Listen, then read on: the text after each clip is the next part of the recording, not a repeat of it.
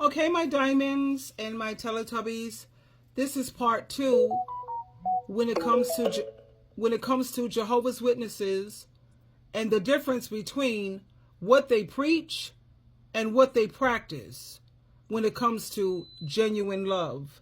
Let's continue. Here we go. Hold that increased prayer, more field service, and deeper study of Watchtower publications is the primary solution to depression and anxiety. January 2021 Watchtower study article on anxiety recommends controlling it through prayer, Bible study, and association with other members. Now, there's an itty-bitty footnote that acknowledges that some suffer from overwhelming anxiety as a serious health condition, but do you think it recommends professional help? Nope, doesn't mention that. This contradiction has real consequences. The research on mental health among current and former Jehovah's Witnesses is highly concerning. Studies have found that the rate of mental illness among Jehovah's Witnesses is significantly higher than in the general population. Gee, I can't imagine why. A 2021 qualitative study of former Jehovah's Witnesses found that ostracism from family and friends is associated with increased mental health risks. This should not be surprising when many active witnesses who don't believe the doctrines anymore, commonly called PMO, physically in, mentally out, they remain in the organization solely out of fear of losing contact with their family if they leave. Living with this constant anxiety and inability to be authentic takes a serious psychological toll. I'm not a psychological professional, but that seems pretty obvious to me. In his research on those who've left the organization, one psychologist who was a former witness observed that, quote, former JWs often experience anxiety, depression, and suicidal ideation because of the pain of social and familial loss, end quote. He personally knew of 4 former members just from his own congregation who died by suicide over a single decade. The organization's stance on mental health treatment creates a cruel dilemma. Seek the help you need and risk being viewed as spiritually weak, or suffer in silence while following the organization's spiritual prescription that isn't working.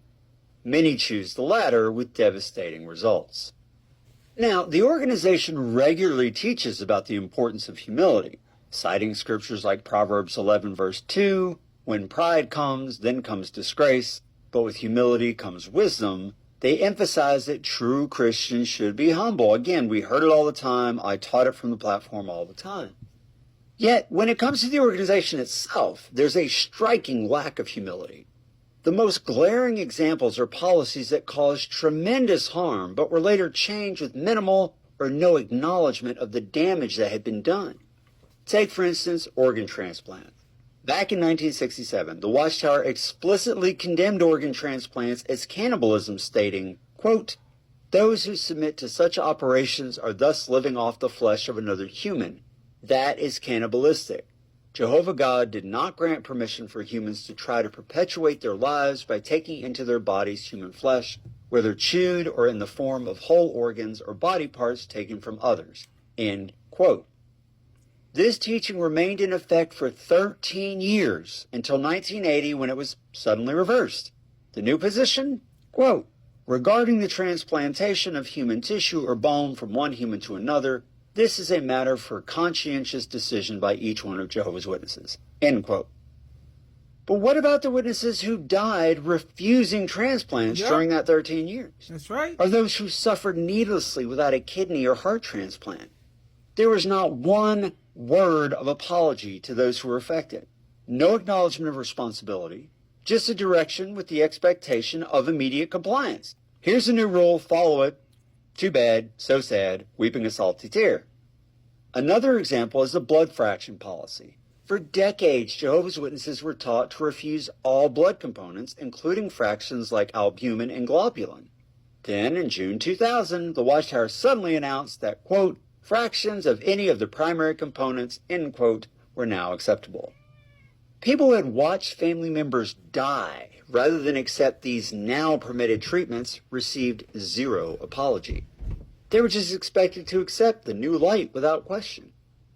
Perhaps the most damaging example was the 1975 prediction of Armageddon.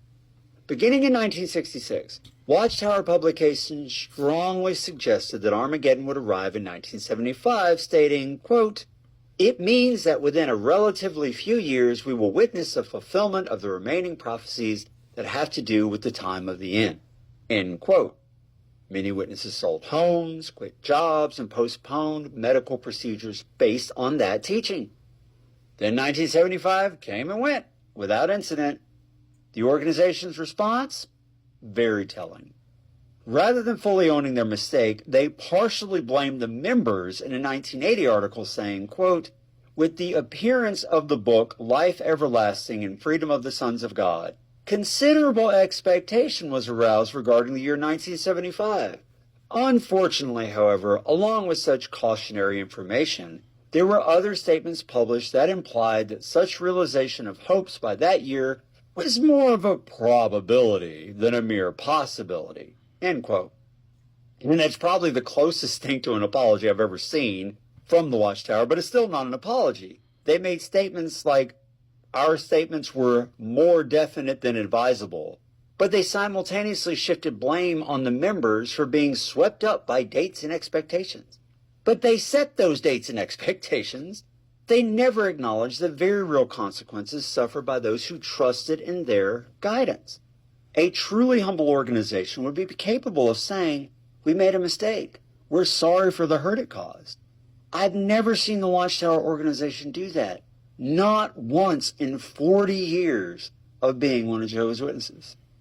Now, witnesses are taught to love their neighbors and to work what is good towards all. Galatians 6:10, we quoted it all the time.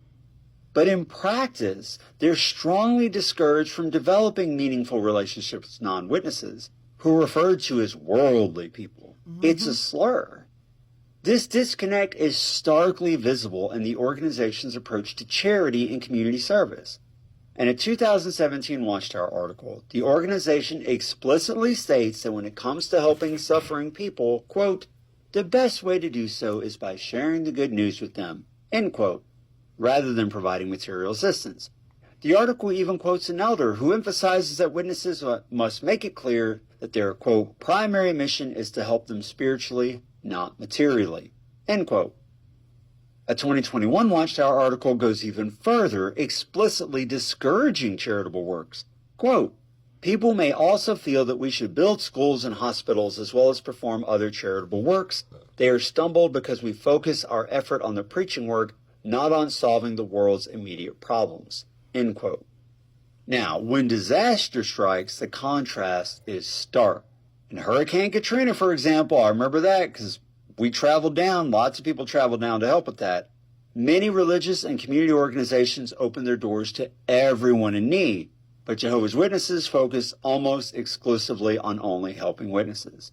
The U.S. branch office even released a document in 2023 titled Resources for Distressed Household that instead of providing practical support to members in need, just gave them a list of other nonprofit and government agencies to go to find support. One former witness said, quote, "This is a charity not providing charity, instead directing its members to other charities," end quote. So for witnesses, charitable work, discouraged unless it's directly related to preaching. Community service, only if it somehow aids to preaching work. Disaster relief, limited to helping fellow witnesses with a few rare exceptions. Contrast that to Jesus' parable of the Good Samaritan, which taught that our neighbor was anyone in need, regardless of their religious affiliation, even if they were your enemy or your perceived enemy. The organization's insular focus contradicts this fundamental teaching of Jesus Christ. The disconnect between what's taught and what's practiced has very real human cost. Families are torn apart by the shunning policy. Parents who haven't spoken to their children in decades. Grandparents who've never met their grandchildren, all because someone chose to leave the organization or was disfellowshipped for some sin. People who die refusing medical treatment that the organization later decided was acceptable after all. Abuse victims silenced while their abusers continue to serve in positions of authority in the congregation.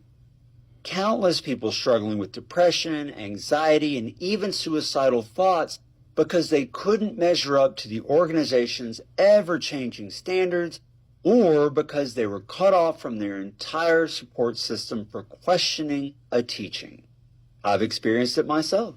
When my conscience finally moved me to leave over everything I've discussed today, I wasn't met with compassion or reasoned discussion. I was just labeled an apostate and shunned. And I'm sure many of you watching this have been through the same thing. I don't share all this out of bitterness, though I certainly did have wounds that needed healing after I left the religion. I share it because I remember how I felt when I was in. I was convinced that we were the most loving organization on earth, unable to see the disconnect between what we taught and what we practiced. If you're a current witness watching this, I'm not asking you to leave your faith. I'm asking you to look clearly at the disconnect between the beautiful teachings about compassion and mercy and how these qualities are actually practiced or not by the organization. Ask yourself, would a truly compassionate organization separate families? Would a merciful God require you to let your child die rather than accept a medical treatment? Would a loving brotherhood silence abuse victims to protect its reputation? The beautiful teachings about compassion that I found attractive, and I'm sure you did too, they don't need to be abandoned, but they do need to be practiced and not just preached. And if you're a former witness watching this, know that you're not alone. The journey out is hard, but there's a community of people who understand exactly what you're going through. The compassion and mercy that we were taught about, but rarely experienced within that organization, it exists out here, among people who've walked the same path. For everyone else watching, I hope this gives you some insight into why leaving high control groups, otherwise known as cults, is so difficult.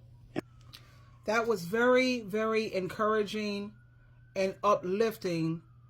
And I hope that this helps a lot of the people who are a part of the XJW community. And I hope that you remain strong and keep in mind that because of the XJW community, you see a lot of changes happening within this organization thanks to Jehovah God and Jesus Christ. You have so many people who will say, just leave it in Jehovah's hands. Just leave it in Jehovah's hands. And Jehovah is using the XJW community to bring forth this message and to expose this organization for who and what they really are. Because the Bible definitely does not teach us to throw away our family members, sit by and watch your family members become unalived, to only help people who are part of your little circle, your little group. That's not what the Bible is teaching us. The Bible does not teach us, Jehovah didn't say, to sit there and watch someone who could have been saved from a mere blood transfusion or an organ transplant. Jehovah didn't say you're supposed to be filling out field service reports to see who got hours. I'm an auxiliary. Well, I'm a pioneer. Well, I'm a special pioneer. All of these titles to try to make one person feel superior to another. Did Jehovah say that? And when it comes to the dangers of religious control and manipulation, read Matthew chapter 23, verse 4, and Matthew chapter 7, verse 1 and 2. Religion should never be used to justify harming families or shunning those who have repented. Instead, we're supposed to prioritize love, compassion, forgiveness, and restoration. And that's what we need to focus on and create those type of communities. And when you think about these false religions, they can be devastating. They have devastating consequences, not only spiritually, but also emotionally and relationship-wise. One of the most heartbreaking effects of false religion is the separation and division of families. Now, Jesus Christ did say, I didn't come to bring peace. I came to bring about a division. Daughters against their mother, sons against their father, grandchildren against their grandparents. And that's because when you choose to follow Jesus Christ and not the likes of high controlled religions, you choose to follow Jesus and not the governing body, that's going to create a division. I'm going through that now with my family. I no longer choose to listen to what this governing body has to say, because I know that they are not inspired by God. They are not being led by the Holy Spirit, not even a little bit. And that's creating a lot of discord in my family. And I know that if we was a part of a non-denominational church, and if we were to go to a pastor, my family and I, we would have been healed a long, long time ago. But because of this Jehovah Witness, when you leave the organization, they are told don't even pray for your family members. Don't even study the Bible with them. Don't even, try to build them up spiritually. Does that even come close to sounding like something, Jesus Christ-like love, a Christ-like love? Not at all. The tactics of false religion, they isolate and they practice exclusivity. False religions, they create a sense of being exclusive and isolating their members from outside the world, even from their own families, even though your family are Christians, serving Jehovah, following Jesus Christ's teachings. These religions are highly manipulative and controlling. They use manipulation and control to keep their followers in line, suppressing individual people's freedom and independence, their autonomy. And false religions, they often teach doctrines that divide people. And instead of joining us together, they create nothing but division, they got this us versus them mentality. And that can lead to nothing but conflict and separation. Now, there are many scriptures in the Bible that shows the importance of family unity. Exodus chapter 20, verse 12, Romans chapter 12, verse 10, and Ephesians chapter 4, verse 3. And the consequences of these false religions on families is creating a lot of emotional pain and a lot of trauma. They cause these significant emotional pain and trauma for families, particularly when loved ones are being manipulated and being controlled.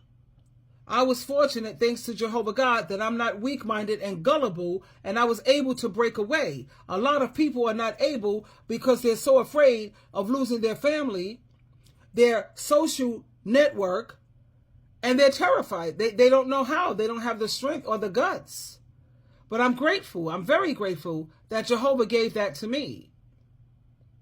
So in conclusion, false religions can have devastating consequences for families, leading to nothing but separation, division, and emotional pain. And as Christians, we have to be aware of these dangers, and we have to take steps to protect our families and our loved ones. So we have to stand firm on the truth and always follow God's word and promote unity, promote love, and harmony within our families, instead of what these Jehovah's Witnesses are pushing, the governing body.